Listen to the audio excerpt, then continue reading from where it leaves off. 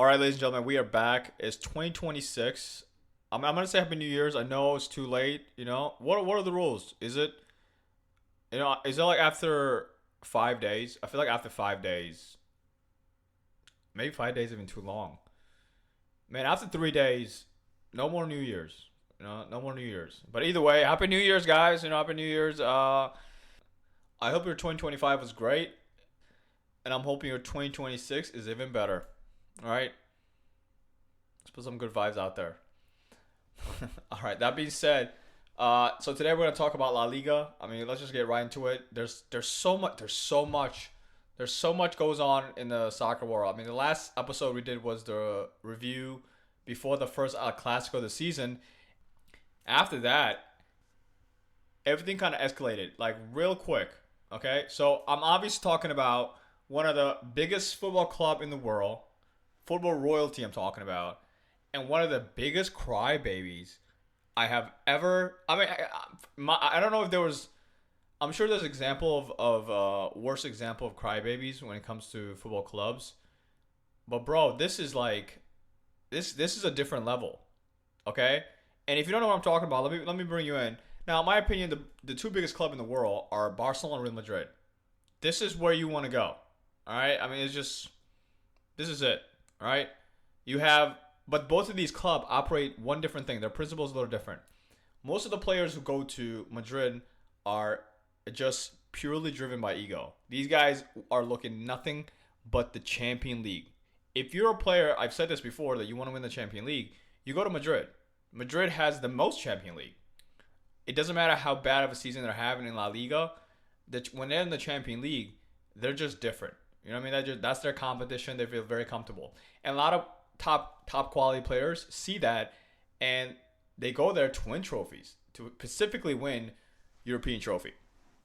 And for Barcelona, it's a little bit different because most of these players are very humble. I mean, most of these guys speak. Do they even speak Spanish? Do they just speak Catalonian? They don't even consider themselves as Spaniards. You get what I'm saying? So they're very much identity to the Catalonian culture, and most of these players come from a certain style. You know what I'm saying? Parents are present, are in their ears. They're living with their parents probably until they get married. That's what we're talking about. These kids are very humble. You know what I mean? Anybody with huge ego, anybody who's been paying attention to the Barcelona club for a while, you'll see that anybody with big egos tend to not last long in the club. The biggest example is obviously Ibrahimovic, right? He's the biggest example. If Zata went to Madrid, I think he would have thrived, in my opinion. You get what I'm saying? It's just the personality difference. So let's start with Madrid buying Kylian Mbappe. All right, so they bought Kylian Mbappe. As we all know, I mean, the guy, come on, ego? Can you? So big ego. I mean, his idol. Anyway, so Kylian Mbappe, they get Kylian Mbappe. And not just that. So Kylian rejected them one time. I remember when he was at PSG and was playing with Messi and Neymar, he decided to stay one more season, and he rejected Madrid. And I remember Perez literally went on television and he's like, "Hey man, you don't reject Madrid. That's not how we roll. Once you reject us, there's no way we'll take you back." All right, they signed him next season. They immediately signed him next season because he's a shining toy. You go here also for the shining toy purposes, right? The ego, and then somebody who's just literally is like, I am the best. You know what I mean? Individuality is the point I'm trying to make. So that being said, they get him, and then they get another one, Bellingham. They get Bellingham. Again, another one, huge ego. No offense. I mean, I'm not. That shouldn't be offensive because that's part of what makes them who they are. The ego-ness. Okay, so there's no reason to think it. I mean, I don't care how you look at it. Either way, ego. Another one. Okay? So that's two. And they already have one of the biggest ego, the biggest crybaby, and you know where I'm going with this, Vinicius Jr. Nobody. This dude, what? I think it was the last game before, what is it, the Super Cup. What he said? Something like, I'm the best player in the world. Now, I'm not even trying to diminish his talent. Obviously, he's the best player in Madrid right now, like form wise. No, I'm just joking. Kylian Mbappe is still the best player in Madrid. Okay, but again, Vinicius is like he'll show up. He'll show up for 4 games, 4 important games. He'll show up for those big games, and you kind of a little bit forget about it. But if you look at his statistics, they're not the best player in the world. Statistics, is my point. But that's how he sees himself, and there's nothing wrong with that. But if you add that on to his behavior, it's disgusting. It's quite disgusting. I remember when the El Clasico was over, right? El Clasico ended, and Madrid wins, and they win fine, great, and they looked extremely happy. It was a revenge. I personally was happy for them, and I think most people saw that coming just in the state of both sides of the team. If you just put the injuries and everything together, it was just you could see that Madrid basically had all the opportunity to make this a legit win, right? They've lost every game last season, all right? Every game. So going back to Kylian Mbappe, let's go back. So Kylian Mbappe comes last season and he blows everybody out the water. I mean, he had a classic season, right? European boot, all right? But he didn't even make a top 3 to the Ballon d'Or, okay? Madrid didn't win any big titles. They didn't win no titles, right? So technically, nobody cared. Nobody cared. So this season was a little bit different, okay? This season was different also because last season, Bellingham also came out from a great season, but he also had a lot of injury going on. Madrid still has problem with their back to where Valverde is always back there. You know what I mean? That's not helpful for the mid. Because come on, let's just be real here. Caravinga and what was the other French guy name? I don't think these guys are even. If I had to make a starting 11, just all midfielders, I don't think they would make the start 11. I truly do not think they are. And I think a lot of people point that out to this day. The biggest weakness is that Madrid never really focused on replacing Toni Kroos, and then Modric just left. You know? They really didn't think that deep about it. So they just bought Trent Alexander. Another ego. Another ego. So they got Trent Alexander, and they got Dean Hudson. Another one. I mean, I don't even know. Honestly, I don't think this kid... Honestly, I don't think he proved himself yet. I like to think Madrid kind of jumped over the boat on this one. We don't know. This kid's still young as heck. He could become a top tier. But right now, I just don't really see it. Right? So they get that kid. And they get Benfica left back because they really needed a left back anyway. They get a great left back. And this guy was in their academy as well. So he gets the system a lot better. And he's a good player. Let's not even, he can dribble. I don't need to really go on and on about him, but I wish we would have got him. I really anyway, all right? Anyway. So new season starts, right? They just got one of the best coaches out right now, right? Xabi Alonso just beat Bayern from winning the Bundesliga like it's nothing. Right? You know what I mean? He stopped that streak.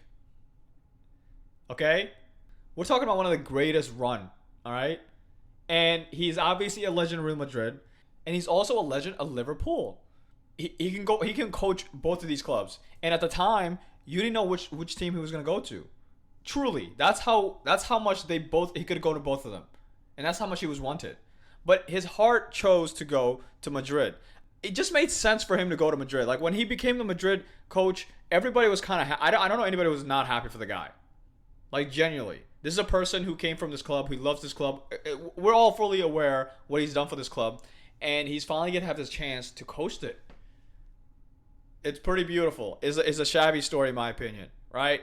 Preseason starts, and they get embarrassed at the Club World Cup. Mind you, it doesn't really matter, but it does matter if you're a coach. Just if you think about all the story background, anticipation of like what kind of style he would use, all of it, if you combine it together, then it does matter. He was not allowed to lose any game. Sorry, you're a coach in Madrid. Either way, he loses not in a great way, very embarrassing way. So they go out, and then question immediately starts. As you would expect, honestly, people start scratching their head. Is this the right thing? Is he the guy for us? Doesn't matter. Season start, and they go ballistic running. Kylian Mbappe scores, I think, like 9 games straight. I mean, the dude wouldn't stop scoring. So from an individual perspective, Kylian Mbappe is having one of the best seasons. I mean, Xavi is saying nothing but the kindest thing to him. You know what I'm saying? Because he knows this is the engine. This is what he needs. Now, the season started, there was a lot of question about, hey man, how is he going to deal with all the ego in the dressing room? Right? This is Madrid, and I was telling you, this is a club of egos. There's no club in the world who has bigger ego than these guys. Let me just put another story into it. There's a story that was like, technically the lady's suing this. Well, this has more merit. So there's a lady who worked for the nutrition department of Real Madrid, and she's suing the club because the club wouldn't let her do her job. She's saying that they will tell her every time she came in, and she tries to talk to the players, try to do her job, as she would say, giving nutrition advice. They're like, hey man, we eat croissant and we won championships. How about you go in your office and make your money and just don't say anything to the players? I mean, in my opinion, I'll just take the money and go in my office and just like go spend time with your kids. I mean, you can start your own practice, for God's sake, right? But whatever, either way. But again, I believe it. I believe the story. I kind of believe it. Either way. Just give you a little glimpse of what the vibe we're talking about. And another story that was going around was that Xabi Alonso's scheduling for the players is too much, is too strict. The workout is too hard. At a time where they have not won any trophies, okay? And also, they have lost to their rivals every game they played them last season. You get what I'm saying? This should not be the mindset these players should have at all. They should want to work to death. All right? But again, all those players are gone. Modric was the last of that dying breed, as they would say. I mean, Valverde. I would say Valverde's he's there still. But those guys are just gone. Now it's like these players are worth so much. They have so much backing, and now they just have so much power that they can actually tip the club choices. And this was the first example. But before we get there, let's keep talking about the season. So Kylian Mbappe's having a great time. Trent Alexander he's just having a bad start. My guy, injury after injury, he's having a hard time adapting to La Liga. That's what it seems like. And I mean, yes, there's games that he played with great assists. You can see the guy's talented. You can see the potentials, but it's just not been a great season for him. Let's just say that, right? And then you got Rodri, who has not been getting as much minute because out of all these players, you assume somebody was going to be the odd man out, and obviously it was going to be Rodri. Out of all of them, Rodri is the least talent, right? At the beginning, Bellingham was out. You didn't really have to worry about it, but when he comes back, you have to change everything to make him satisfy.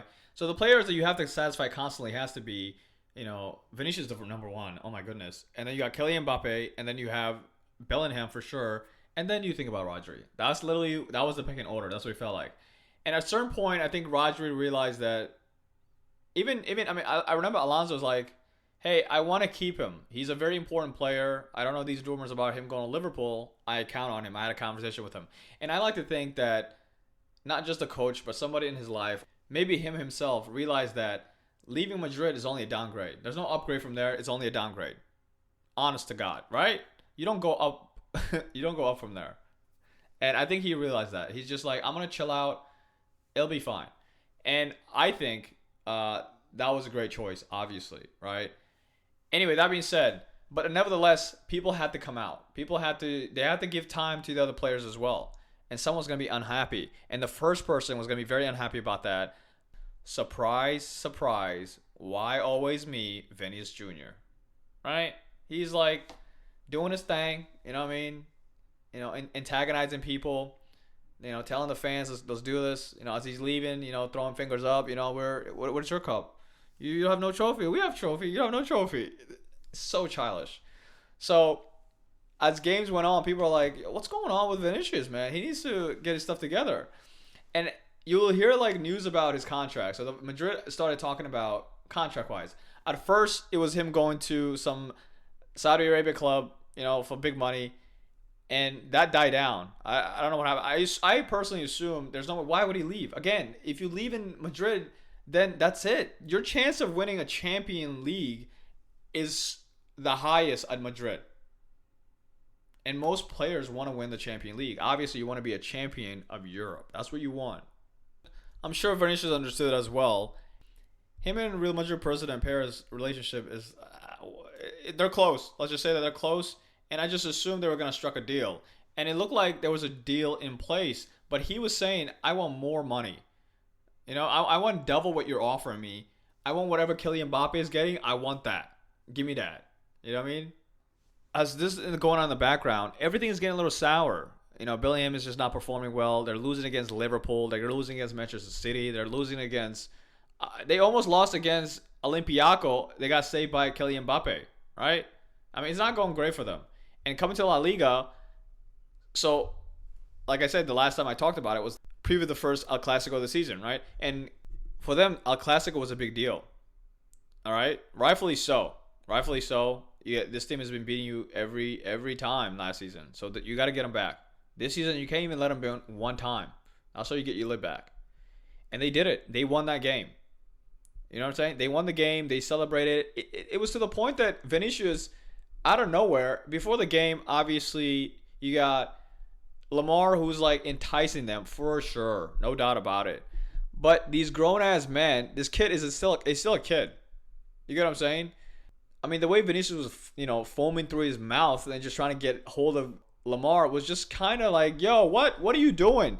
To the point that after the game, he had to apologize. He was like, yo, sorry for my behavior. Sometimes I get really heated, very passionate guy. Sometimes I let my passion get over me. All this. He says all this. Okay. He says he apologized to the fans. He apologized to the coaches, to his teammates. Okay. That's cool, dude. Take responsibilities. That's great. Right? The next game, doing the same stuff. Nothing changes. Nothing changes with this guy. So anyway, they win El Clasico. They're points ahead. But nothing's going right after that. Nothing else has been right. There's question about Xavi's tactics. All questions. Losing all these games. Like I was saying, the Liverpool, the Manchester Cities. Too many questions. Worry about the Champions League, because that is a big worry. They're not performing very well in the Champions League. You can kind of eat it at La Liga, right? Because you just beat Barcelona. But you can't really, take it in the Champions League because you're the champions. And they're getting embarrassed in the Champions League. So there was too much talks. The fans, there's so many blame going around. Some people are blaming Kylian Mbappe, the attitude. There's some people blaming, Bellingham not performing well. There's some people blaming the back. The blame was going to everybody in the team, right? Even the coach. Everybody was getting the blame, all right? And obviously the coach is going to get the biggest blame. There's rumors, like I was saying, that these players are not happy about the way he's approaching them. How he's handling all these egos in that locker room apparently is not great. Right? So, Super Cup is coming. And in the midst of all this, another thing to add on is Madrid is backing up this, taking Barcelona to court about the referee payment. Okay? Now, I get it. This case is going to court. I mean, we'll know more about it. The biggest question is that there was definitely payment made, for sure. Is that, what is it? Where can you point out what game they have done it to? Like, you don't know what this payment went for. No one can prove the second point. But again, it's going to court, so we'll find out more. It's in court right now, I believe. So, that being said, the biggest people who are spearheading this whole campaign, it's obviously Perez. He literally went on a Telegram talking about, this club, they're terrible. We need to stop them. They're paying for the refs. It's not okay. And I remember when he did that, everything else got worse. So they have a TV. Madrid has a TV network where they're just like, I mean, they did this last season where they would put a referee and they would just braid him. Literally last season, Copa del Rey final, the referee, his kid was getting bullied at school because they were saying that he's fixing games against Madrid. And then you thought they stopped from there. They have escalated this now, this season. And this season, I mean, is different level. So they're accusing all this stuff in Madrid to the point that the president of the league is like, now he's coming into the fight. Literally, Barcelona's not even trying to play Perez's game. They're very cordial about this. But the president of the league is going out of his way saying, it's pretty funny that Perez is being the moral police now, but this has happened. He's only doing this after Barcelona backed out from the Super League. That's what he's claiming. And he also says that it's funny that he has a problem about fixing now, but he wasn't saying anything about it back in the days where there was a bunch of fixing going on, and he refused to be part of certain teams who wanted to investigate which teams fixed games. And guess who didn't want to be part of that? So he's just pointing out the hypocrisy that, Real Madrid president has. But that's the whole club. The whole club is straight up hypocrisy. All right? And I'm not saying there's not other clubs like that, but this club is definitely like that. You know what I'm saying? That's also clouding people's judgment, just being like, what are you doing? How about I just let the system do the thing? Why are you going out of your way doing all this extra stuff? It was just extra. Okay, so the Super Cup comes. So the Super Cup is a big deal not just two, but many ways.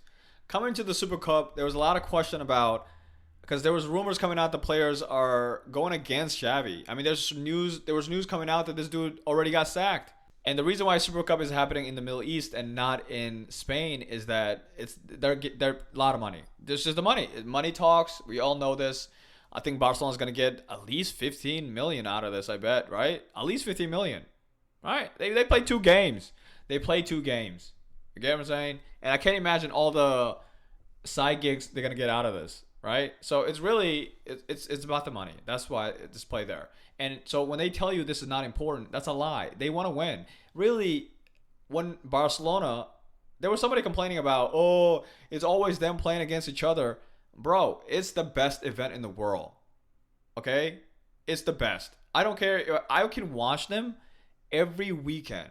Okay, maybe that's a stretch. I'll obviously would get tired of watching them every weekend. But I have no problem watching them at least 5 to 6 times a year, right? And especially if it's a final, that's even the best. And this is a final. I would like to watch them in every final. This is the team to watch when it comes to finals. Because there's going to be goals. You're going to be entertained. You will be entertained. That's for sure. So anyway, Madrid and Barcelona, they both go to the final again, right? And again, going into this one, Kylian Mbappe is hurt. So Kylian Mbappe is not going to be available, right? But they have this new striker who he's a academy player, Gomez, right? Gomez is an academy player. And in Kylian Mbappe's absence, in one game, he scored 5 goals against Real Betis. I mean, that was impressive. But obviously, it's one of those things that, that is great. But can you do that again and again and again and again, right? So that's what we have to wait. The kid obviously has a talent, and we'll see. But right now, it's not about him. It's about Kylian Mbappe. So Kylian Mbappe is hurt coming into the final, and there was a lot of question mark, like, honestly, to God, you could see that even in this tournament, the way Barcelona played against Atletico Bilbao, you had a feeling that Barcelona is back, right? I mean, we're not talking about Barcelona today, but I'm just saying, like, you can see that the front three was the front three that was killing last season. They look healthy. They're ready to go. Rafinha, I mean, he looks sharp. Right? And obviously, he missed a clear goal, but he showed you how much resilient and sharp he is, right? He did it even harder. He had an easy goal. He missed it. And he scored a goal that you didn't think he was going to make at all. So the front three is back. The midfield looks very solid. Pedri's back to his best.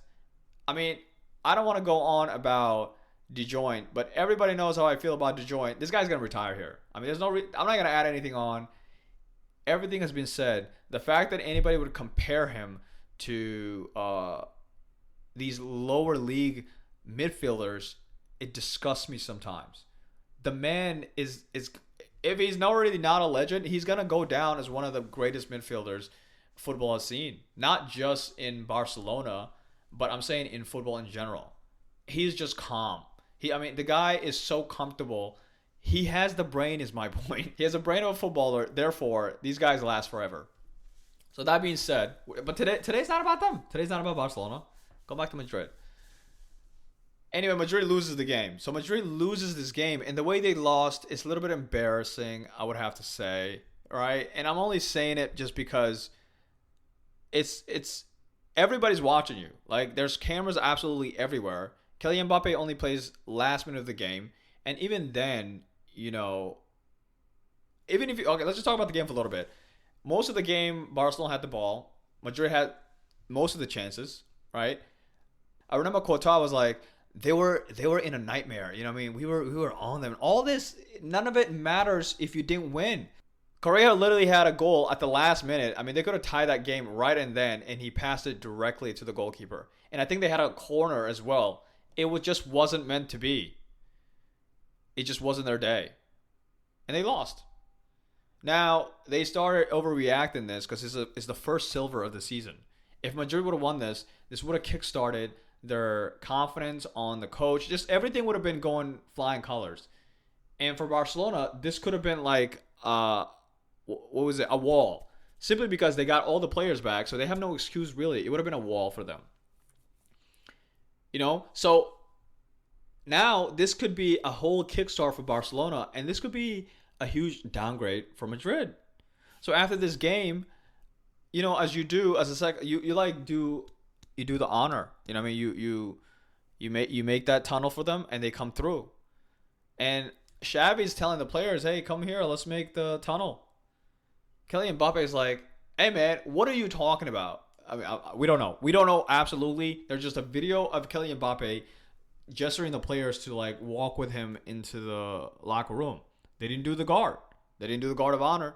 So right after that, people saw that online. Obviously, everybody's blaming Kylian Mbappe. I say, yeah. He's part of it. And Vinicius is doing his thing too. Being a crybaby. Anyway, these guys are all, you can. They're pretty sour. Pretty sour. They lost this because they generally didn't think they were gonna lose this at all. So that being said, like I was saying, they're in denial to this day. They're still in denial, I think. You know what I mean? Anyway, they say this is not a big deal, but they're still in denial. Anyway, anyway, and then out of nowhere, you hear news that Alonso is out. So I'm thinking it's one of these parody accounts. I'm sick of them, but it's true. It's true. Like he's out, and there's a lot of speculation about, did Perez really just fire this man? Like, why would they do this early? Are the players this much powerful to where they're like, yo, this guy has to go? What's going on? What's going on with this? So my opinion, obviously, I don't know, but I generally think he resigned. He's like, I can't do this anymore. There's stories now coming out about how much he wasn't getting any respect, from the players. He was being undermined by everybody. That's the way he sees it. He asked for midfielders that he wanted. They're like, nah, man, how about you take what we give you? Okay? A famous guy said, who just recently also got sacked. What did he say? I'm here to be a manager, not a coach. Is that what he said? Yeah, I think that's what he said. He's here to do the managing. Instead, you guys just want this guy to coach. And he's like, I can't do my job if that's all you want me to do is coach. So why don't you get my assistant coach to take over since you just want a coach? That's what I think could happen. Because obviously the new coach right now is, Anyway, so for Madrid, they got rid of this guy. This guy's gone. And obviously everybody's blaming Kylian Mbappe, Vinicius. They all made a statement like, oh, we're so sad for him to leave. This is crazy. I learned so much from him. All that. Come on. Did they even write that? Do they even know that's out there? You know what I'm saying? Who's running these pages? Who's running this? So anyway, to slow it down a little bit, let people know, and then they got to pay all their, bots or whatnot to let people know it's actually Alonso's fault. It's actually this person's fault. Everybody's just pushing the blame off of the person, right? The fan base, everybody's contributing to this. Everybody has their own narrative on what happened. So there's no new coach being announced. There's nobody. We hearing that now Zidane just landed in Spain. That was a conversation a few days ago. Is Zidane going to be back? Is Zidane going to be the guy to change this again? Zidane might have to come back, guys. Zidane might be your last hope. Because how long before this coach lasts? I mean, literally their first game after they sacked the Alonso, they lost to a third tier team. I don't even know how you can. I generally don't know how you can comprehend that. You're a Madrid. You lost to third tier team at a time where, let's just say, if the problem was the coach, he's gone. Who can you blame right now? He's gone. And they were terrible. They lost. So they lost. They are out of Copa del Rey. And the new coach is talking about, that's not even important. That's not even important. I mean, at what point are they keep saying that's not important? If they lose the title, is that not important? If they lose the Champions League, is that not important? What exactly is important to Madrid? You get what I'm saying? When are we going to take accountability? When are these players going to realize that they are in the most privileged position?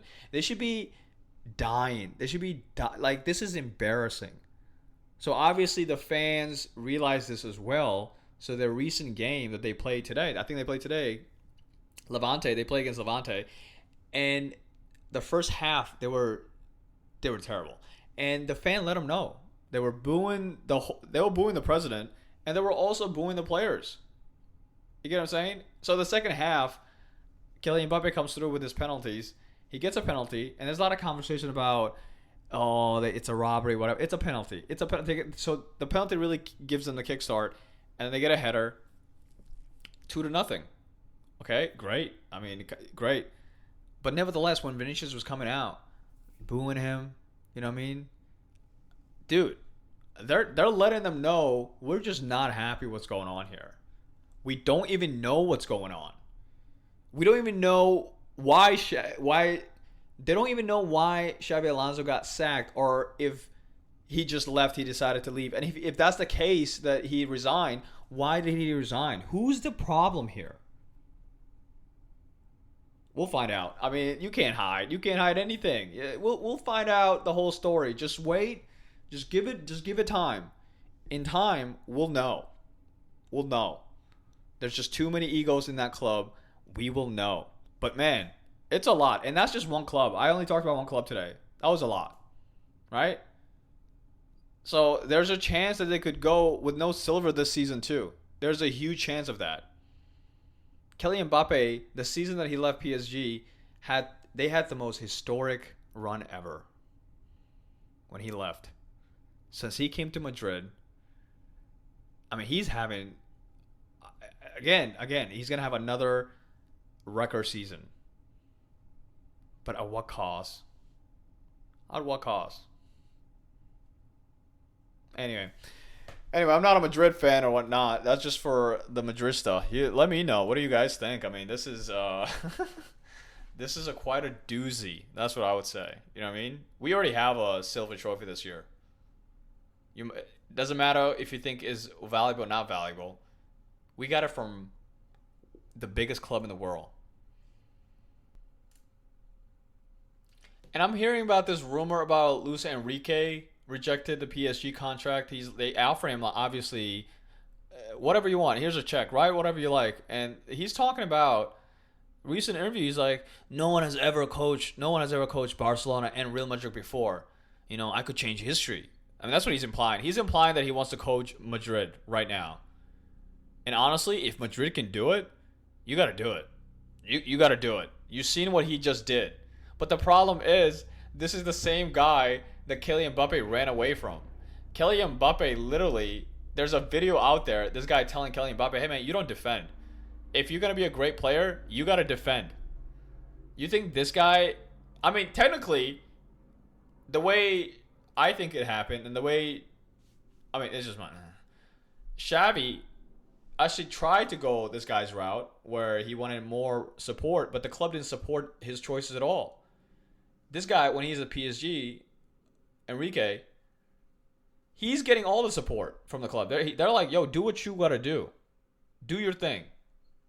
So if he goes to Madrid, if they let him do his thing, he can transform. I think this is the guy. If they can get this guy and he's talking this spice already, it seems like he wants the job.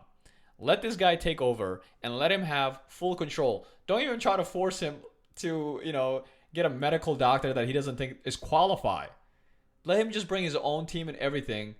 And I definitely think he's gonna change this club. But he has to have the backup. That's the only difference here. A lot of these coaches are complaining, rightfully so, that they are coaches instead of actually managers. And I think they're saying that we signed this to be a manager, not just a coach.